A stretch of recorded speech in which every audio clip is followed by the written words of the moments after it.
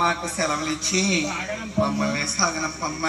మా తమ్ముడిని 7 గంటల వారికి తగినటువంటి కన్యను తీసుకొస్తామమ్మా, నీకు అందమైన కోడలను తీసుకొస్తామమ్మా అన్నారమ్మా ఆలునదమ్ములోని. ఆహా తల్లిగానే అన్నా తమ్ముడు 6 మాటలు కూడా ఆలకించింది.